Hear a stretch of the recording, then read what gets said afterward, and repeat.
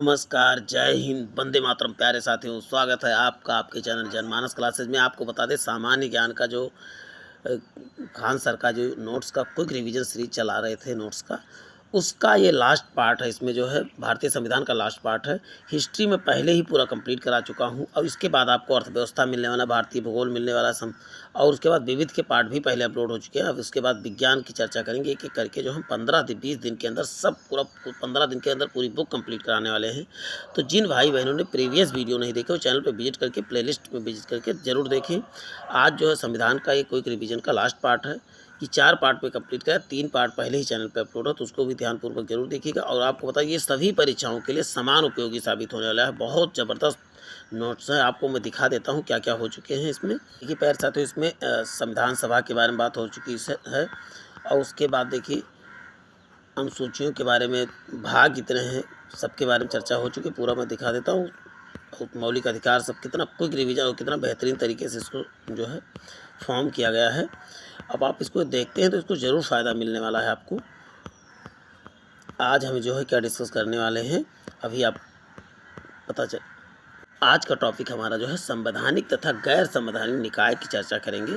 और उसके साथ और भी कई टॉपिक हैं, आज इसको कम्प्लीटली डिस्कस करने वाले हैं। बने रहें प्यारे साथियों, आपको इसका बहुत बेहतरीन फ़ायदा मिलने वाला है। अब वहीं पर पहले बात करते हैं वित्त आयोग।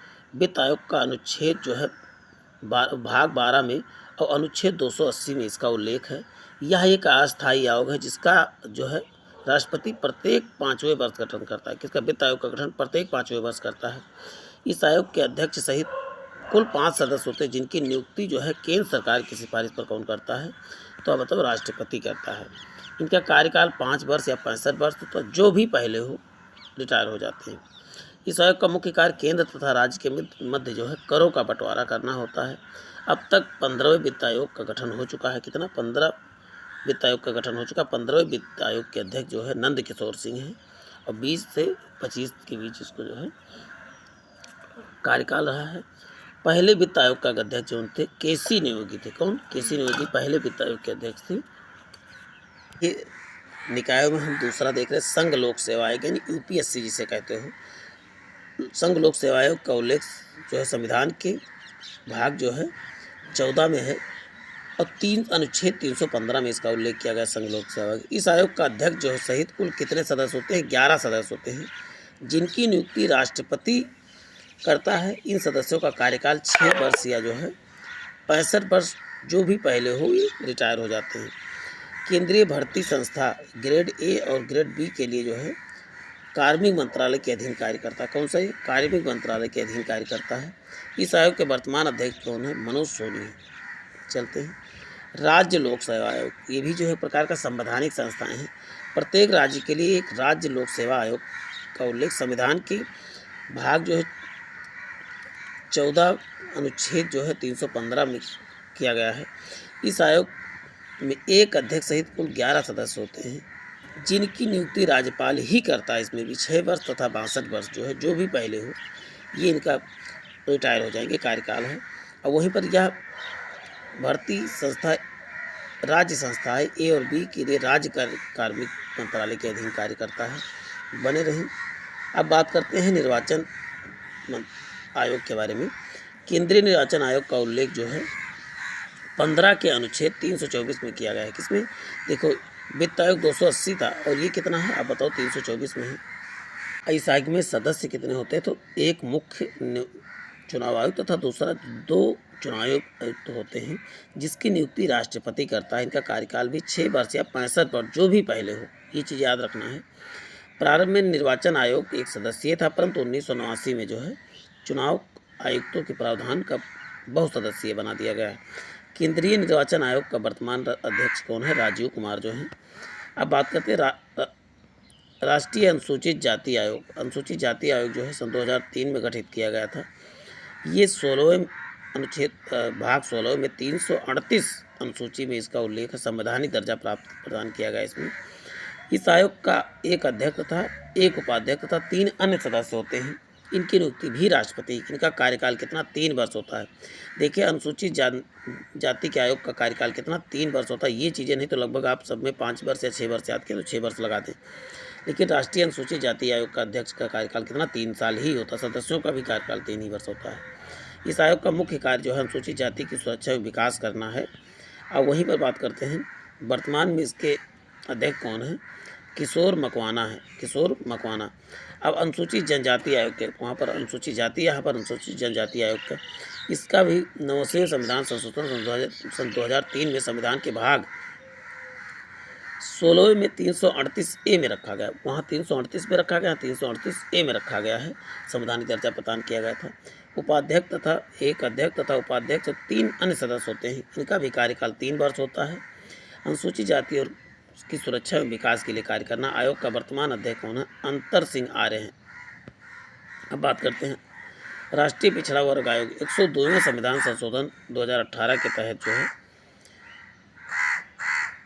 16वें भाग में जो है 338 के बी में पिछड़ा वर्ग आयोग की स्थापना किया गया था। सन 2018 की बात हो गई पिछड़ा वर्ग आयोग की स्थापना। इस आयोग के अध्यक्ष तथा एक उपाध्यक्ष 3 अन्य सदस्य होते हैं। इनकी भी नियुक्ति राष्ट्रपति का 3 वर्ष कार्यकाल होता है। और वही मुख्य कार्य पिछड़ा वर्ग के विकास और सुरक्षा के लिए कार्य करना। इस आयोग का वर्तमान अध्यक्ष हंसराज गंगाराम अहीर हैं। अब बात करते हैं गैर संवैधानिक निकाय जो है जिनका संविधान में उल्लेख नहीं है। देखिए CBI केंद्रीय अन्वेषण ब्यूरो जो है संस्थानक समिति की सिफारिश पर 1963 में बनाया गया था। और इसके वर्तमान सदस्य कितने हैं। वर्तमान अध्यक्ष कौन है। अनिल कुमार सिन्हा है। केंद्रीय सतर्कता आयोग जो है 1964 में संस्थानक समिति की सिफारिश पर 4 वर्ष या 65 वर्ष इसकी आयु सदस्यों का कार्यकाल होता है। एस राजीव जो है। राष्ट्रीय महिला आयोग भी जो है एक प्रकार का जो है गैर संवैधानिक निकाय है। इसकी स्थापना 1992 में 3 वर्ष या 65 वर्ष इसके भी जो है सदस्यों की कार्यकाल होता है। रेखा शर्मा इसकी जो है वर्तमान अध्यक्ष हैं। और वहीं पर राष्ट्रीय मानवाधिकार आयोग 1993 में स्थापना किया गया। 3 वर्ष या 70 वर्ष की आयु जो है। और इसके जो रिटायर्ड व्यक्ति होते हैं इसके वो होते हैं अध्यक्ष होते हैं। न्यायमूर्ति अरुण कुमार इसके जो है अध्यक्ष हैं। अल्पसंख्यक आयोग के इकबाल सिंह लालपुरा इसके जो है अध्यक्ष प्रेजेंटर में। केंद्रीय सूचना ब्यूरो की स्थापना 2005 में हीरालाल सामरिया हैं। राष्ट्रीय बाल अधिकार संरक्षण आयोग की स्थापना जो है 2007 में 3 वर्ष या 65 वर्ष एवं 3 वर्ष या 60 वर्ष जो की आयु जो है अन्य सदस्यों की। ये अध्यक्ष की आयु जो है 3 वर्ष 65 वर्ष, लेकिन अन्य सदस्यों की। प्रियांक कानन को जो है इसके इस समय वर्तमान अध्यक्ष हैं। 2015 में नरेंद्र मोदी इसके अध्यक्ष बने हैं अभी भी। अब बात करते हैं राजभाषा की बात कर लेते हैं। भारतीय संविधान के भाग जो है 17 में भाषा की बात की गई है 343 से 351 के बीच। अब वहीं पर 343 के तहत संघ की राजभाषा हिंदी तथा लिपि क्या होगी, देवनागरी होगी। अनुच्छेद 344 के तहत राष्ट्रपति राजभाषा के संबंध में आयोग का गठन कर सकता है, जिसका एक अध्यक्ष तथा संविधान की 8वीं अनुसूची में शामिल भाषाओं को प्रतिनिधित्व शामिल होते हैं। अब बात करते हैं कितने भाषाएं अभी तक हैं। टोटल जो है 22 भाषाएं हैं 8वीं अनुसूची में। और मूल संविधान में कितने थे तो अब बताओ 14 भाषाएं थी। अब बात करते हैं राजभाषा के संबंध में संसदीय समिति के गठन का भी प्रावधान किया गया है। इस समिति की कितने 30 सदस्य होते हैं। 20 सदस्य लोकसभा के और 10 सदस्य जो है राज्यसभा के होते हैं। संसदीय समिति की राजभाषा के संबंध में संसदीय समिति का गठन की बात की। 20 सदस्य किससे, लोकसभा से, 10 राज्यसभा से। अब बात करते हैं 1923 में संसद के राजभाषा अधिनियम पारित किया गया। कब राजभाषा अधिनियम पारित किया तो 63 में। और वहीं पर संविधान में 8वीं अनुसूची में के अंतर्गत शामिल किया गया है। भाषाओं को किसमें 8वीं अनुसूची में शामिल किया गया है। अब बात करें तो वर्तमान में जो है 22 भाषाएं हैं। मूल रूप से 14 भाषाएं थी। 21वें संविधान संशोधन 1967 में पहली भाषा सिंधी जोड़ी गई। अब वहीं पर बात करते हैं 71वें संविधान संशोधन के तहत जो है 1992 में कितनी 3 भाषाएं जोड़ी गई। नाम माँ का याद करिए। नेपाली, मणिपुरी और कोंकणी 3 भाषाएं जोड़ी गई 1972 में। अब और आगे बात करते हैं 92वें संविधान संशोधन 2003 में जो है 4 भाषाएं जोड़ी गई। बोडो, डोंगरी, मैथिली और संथाली। BDMS याद कर लीजिए। BDMS बोडो, डोंगरी, मैथिली और संथाली जोड़ी गई। 4 भाषाएं जोड़ी गई। अब वहीं पर बात करते हैं 14 सितंबर 1949 को हिंदी संवैधानिक रूप से राजभाषा घोषित की गई, जिस कारण से प्रत्येक वर्ष 14 सितंबर को हिंदी दिवस मनाया जाता है। अनुच्छेद 348 के तहत उच्च न्यायालय तथा उच्चतम न्यायालय के प्रयोग की जाने वाली भाषा का उल्लेख है। 350 में प्राथमिक स्तर पर मातृभाषा के शिक्षण की सुविधाएं की गई हैं। 351 में हिंदी भाषा के विकास के लिए निर्देश दिए गए। 351 में अब बात करते हैं भारतीय संविधान में के भाग 18वें में अनुच्छेद 352 से 360 तक उल्लेख किया गया आपात उपबंध किया गया है। 18वें भाग में 3 प्रकार का आपातकाल का उल्लेख है। राष्ट्रीय आपातकाल, राज्य आपातकाल और वित्तीय आपातकाल। 3 प्रकार के आपातकाल की बात की है। आपातकाल संबंधित शक्तियाँ किसमें निहित होती, तो राष्ट्रपति में निहित होती हैं। अनुच्छेद 352 में जो है राष्ट्रपति युद्ध, वाह्य आक्रमण तथा सशस्त्र विद्रोह की स्थिति में मंत्रिमंडल की सिफारिश पर राष्ट्रीय आपातकाल लगा सकता है। अब वहीं पर मूल संविधान में जो है 352 में आंतरिक अशांति शब्द का प्रयोग किया गया था, परंतु 44वें संविधान संशोधन अधिनियम के तहत जो 1978 में अशांति शब्द को हटाकर सशस्त्र विद्रोह कर दिया गया। अब अशांति के आधार पर विद्रोह नहीं किया जा सकता, केवल सशस्त्र विद्रोह के आधार पर किया जा सकता है। अब बात करते हैं अब तक 3 बार जो है आपात लग चुका है। भारत चीन युद्ध 1962 में, भारत पाक युद्ध 1971 में, आंतरिक अशांति का मामला जो 1975 में। 3 ही बार अभी तक आपातकाल लग चुका है। राष्ट्रीय आपातकाल एक बार में 6 माह तक लगाया जा सकता है। 6 माह करके जो है अनिश्चित काल तक बढ़ाया जा सकता है। बात करते हैं अनुच्छेद 359 के तहत राष्ट्रीय आपातकाल की स्थिति में अनुच्छेद 20 तथा 21 को छोड़कर सभी मौलिक अधिकार निलंबित हो जाते हैं। और वही 356 के तहत राष्ट्रपति किसी राज्य में संवैधानिक तंत्र विफल होने पर जो है राज्यपाल की सिफारिश पर आपातकाल या राष्ट्रपति शासन की घोषणा कर सकता है 356 के तहत, और 360 के तहत जो वित्तीय आपातकाल की घोषणा कर सकता है। अब बात राज्य आपातकाल एक बार में 6 माह तक लगाया जा सकता है, और विशेष परिस्थिति में 3 वर्ष तक से अधिक नहीं लगाया जा सकता। इसमें सर्वाधिक बार राष्ट्रपति शासन जो है उत्तर प्रदेश में 10 बार, मणिपुर में 10 बार और बिहार में जो है 8 बार लगाया जा चुका। सर्वाधिक उत्तर प्रदेश, मणिपुर, फिर बिहार। प्यारे साथियों बने रहें।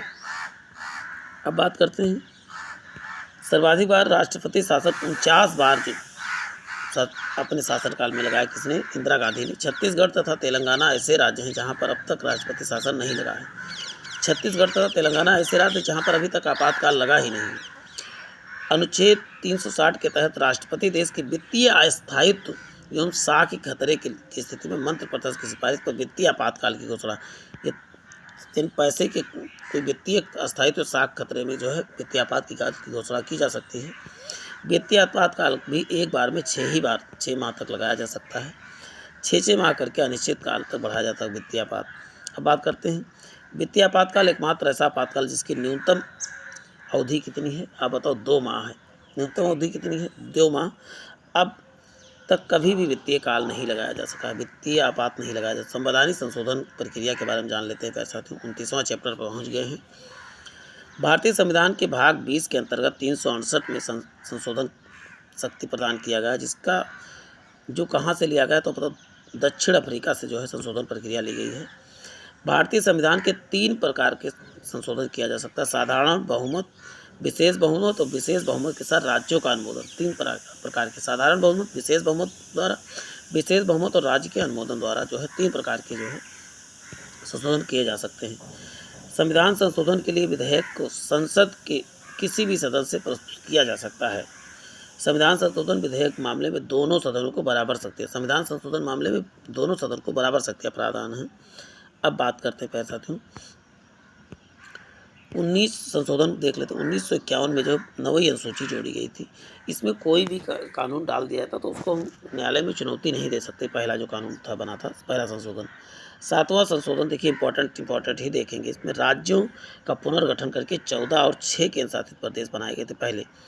10वां संशोधन दादर से दादर नगर हवेली के भारतीय संघ में शामिल किया गया था।